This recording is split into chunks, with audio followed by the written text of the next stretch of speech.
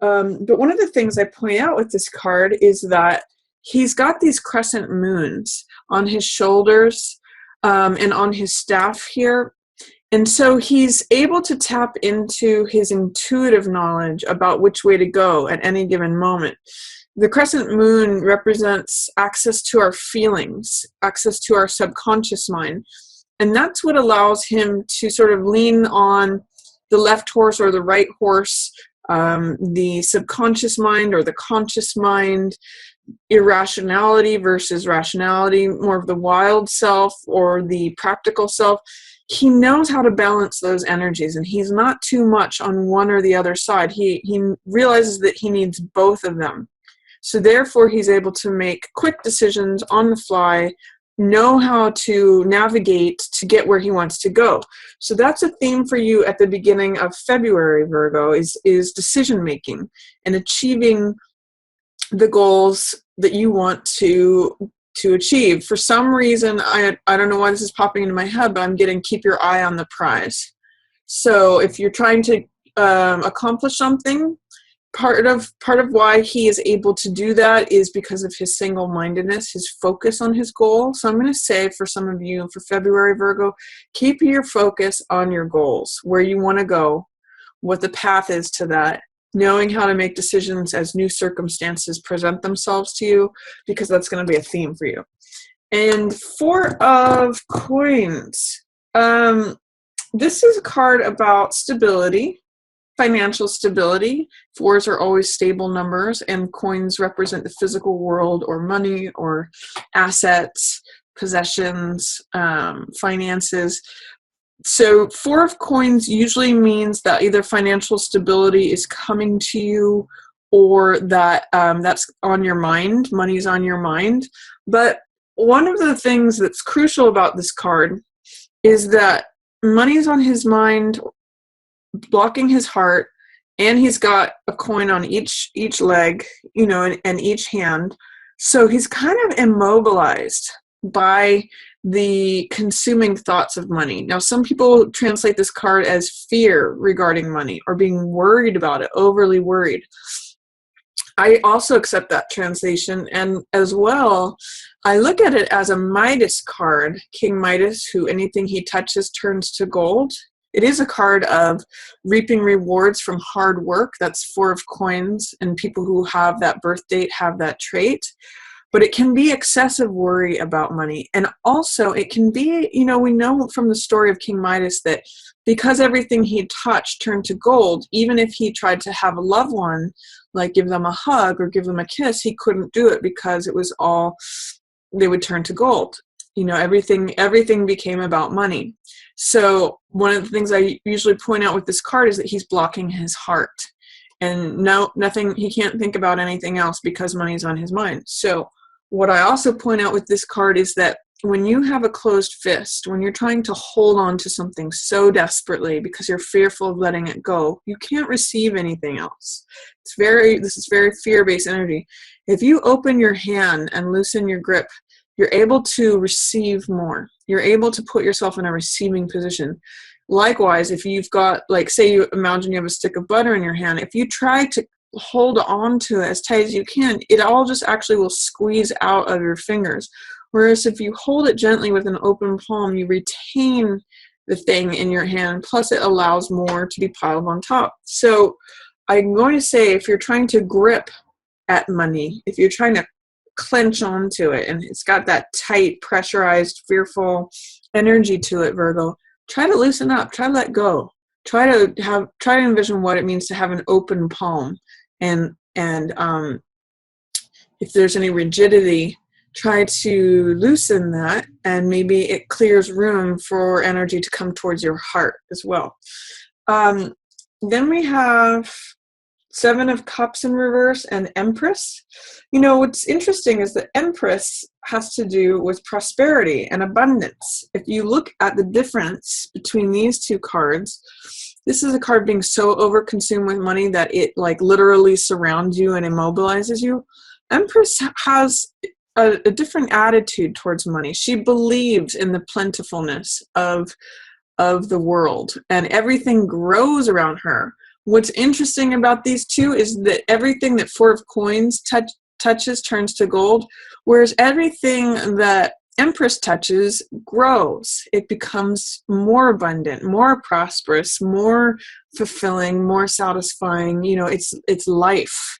And so I'd like you to consider the difference between these two cards, Virgo. This is a bit fearful. It's over-consumed with material possessions. It's fearfulness. This one trusts. Empress, that's why she's one of the major arcana, and this is not. Empress knows how to create. She knows how to not only receive, you know, because she's considered the pregnant mother. So not only receive sustenance or receive things being given to her, but she also knows how to nurture them, as well as how to give birth to more and allow things to grow. So see if you can contrast those two feelings, because those are both available to you at the beginning of February. And what it may have to do with, Virgo, is identifying what's real and what's not. This is a card of fantasy and illusion. This is Seven of Cups. It means having multiple choices available to you.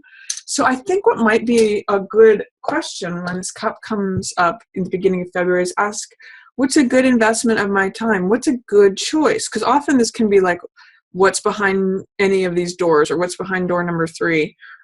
What you see is usually not what you get with this card, because it's got all this foggy Neptune energy. And in reverse, it's even hazier and foggier. So it's sort of like you can vaguely see that there's choices here, but you're not really sure what it is. So I'm going to say, excuse me, my throat just got a little bit dry there.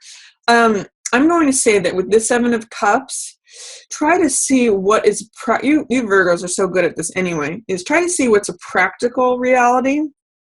Try to identify what's fear-based and what is trust-based.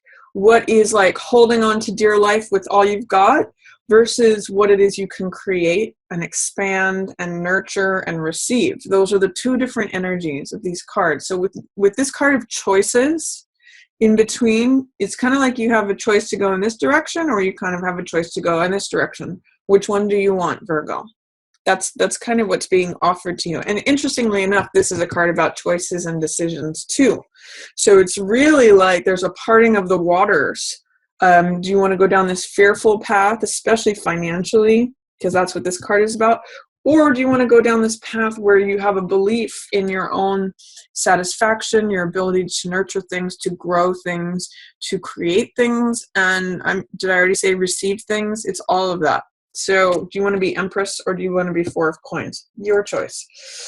And identifying, taking a hard, cold look at your decisions will help you make that decision, help you identify which thing will lead you in which direction. Because another thing is with this card, this can often be a card of false things not being what they seem. So like I'll call this, I sometimes call this Las Vegas, where you gamble things or trade things away, or you think, oh, this is sort of like a get rich quick scheme kind of thing. It can be where you may want to just take an extra moment to really research and really be thorough about what your choices are, because it's sort of saying things may not necessarily be what they seem. So make a decision whether you're going to try to gamble with something because you're so fearful, or if you're going to nurture and grow things over time that may take time to grow, but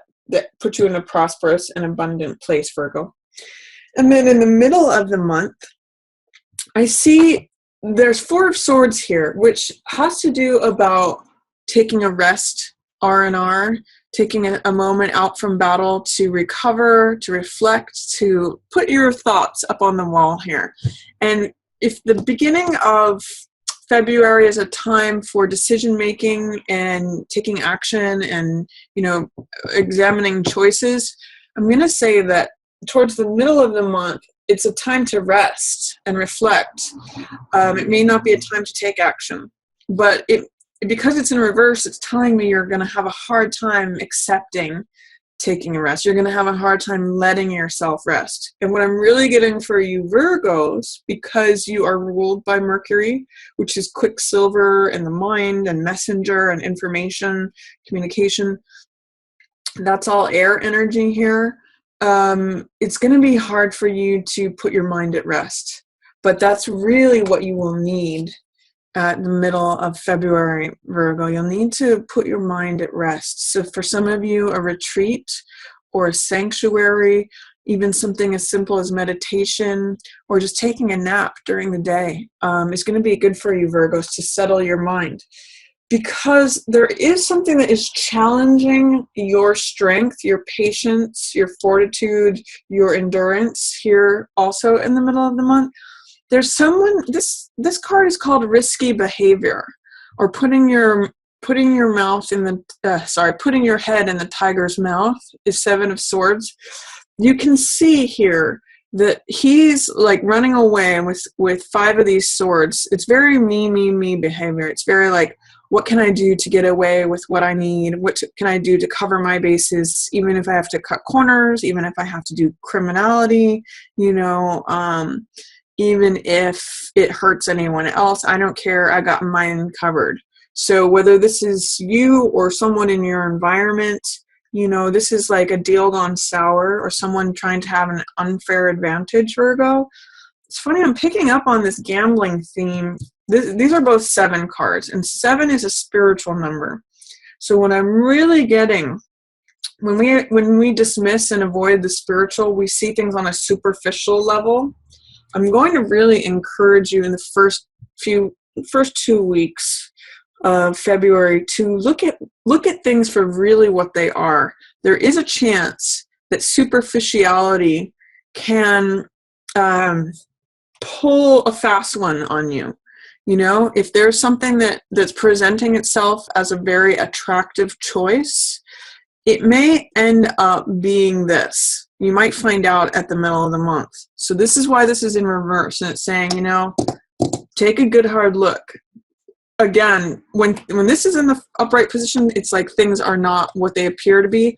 In the reverse, it's even more covered and hidden. So really examine your choices at the beginning of the month, Virgo, because I'm seeing the 7 show up again, and it's going to try your patience. This is strength, which is a card of, again, patience, fortitude, endurance, strength. And this card has to do with softness. It's not hard control like this. You'll see that these follow each other in the major arcana. This is card 7 and this is card 8. So she's a graduation. She's the next step of evolution from Chariot. Chariot knows how to control things through hard control of the mind.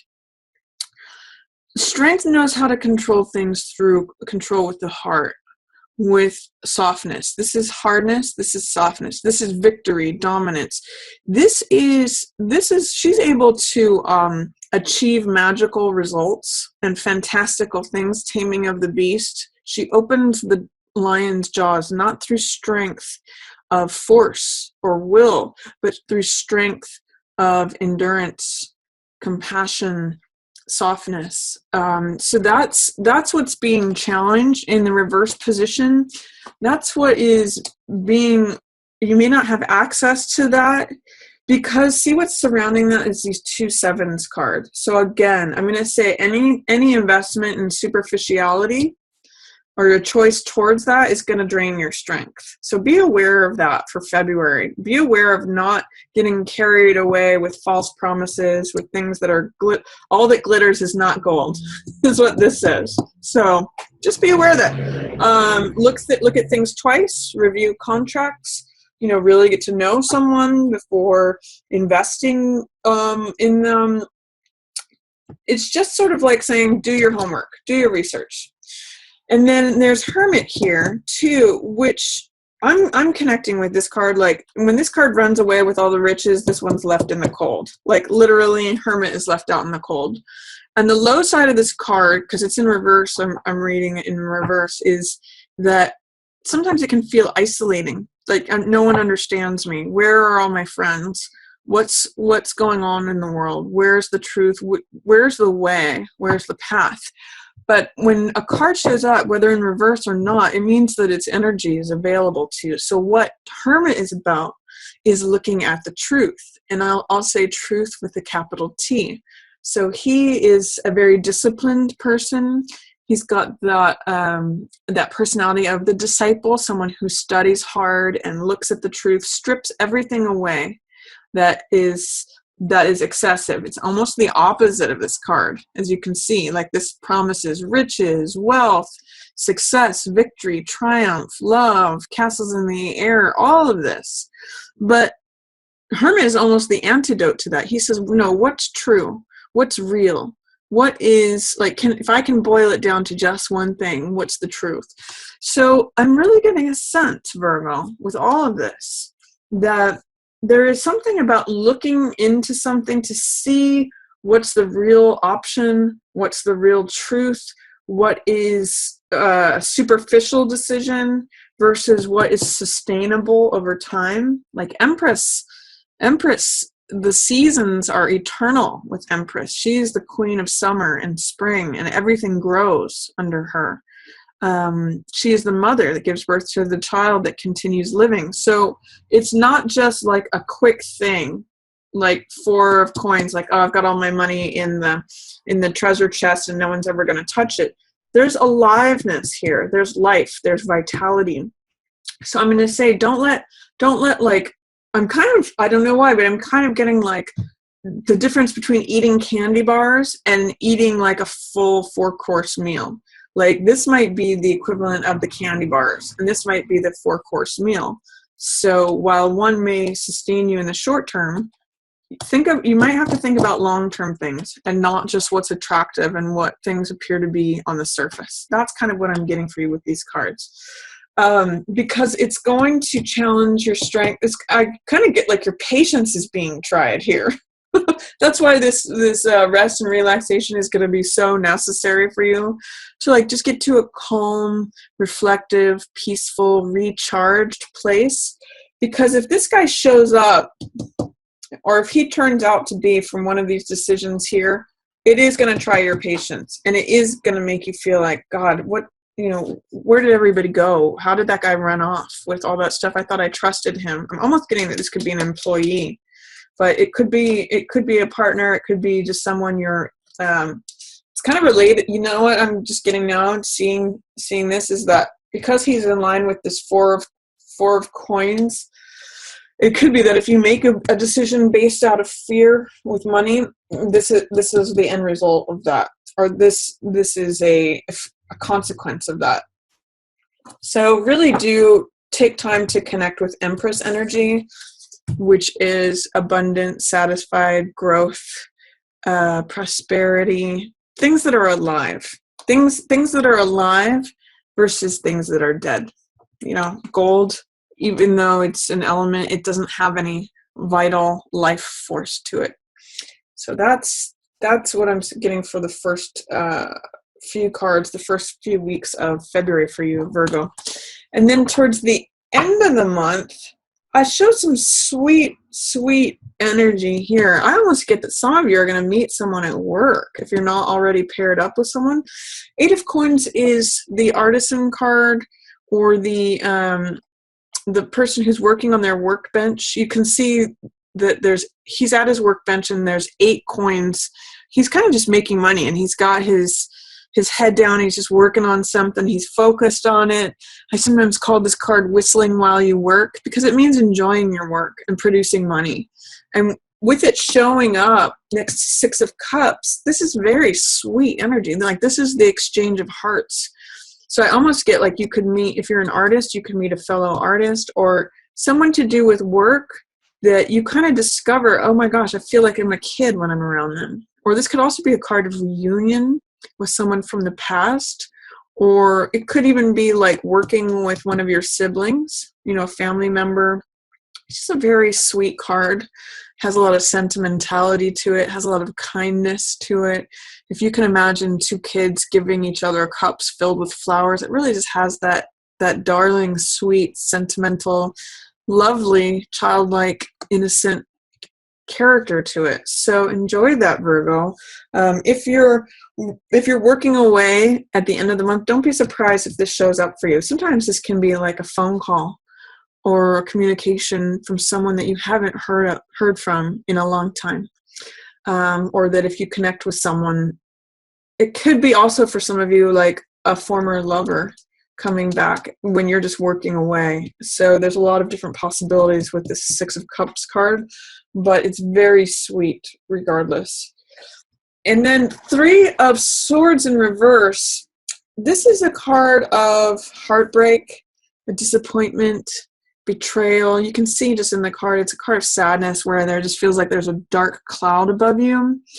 In the reverse position, there might be something that you're either suppressing or that it's not quite as bad as, say, the Three of Swords in the upright position. It might be like a remembrance of a breakup with someone. I'm getting this card is very positive. So I'm not sure if this is related to someone else. This could be like an old breakup with this person and they re-show up and things are new again. Or this could be like, you know, being with this person makes you forget an old heartbreak. Like this is starting to dissipate because of the sweet energy that's showing up. And this card, Five of Clubs, means playing versus fighting. So sometimes this card can show up in two different ways. It can mean competition. It's got very Mars energy, so it can mean like fighting, like competing for a prize or competing for a goal, or fighting over a limited amount of resources. But it also has a fun side to it. So this could be like kids playing, or it could be like flirting. You know, it could just be like open banter that's like sarcastic and lively and playful between friends. We see guys doing this with each other all the time, where they'll like knock each other down a few pegs, but it's all in fun. So the sense that I get with these two together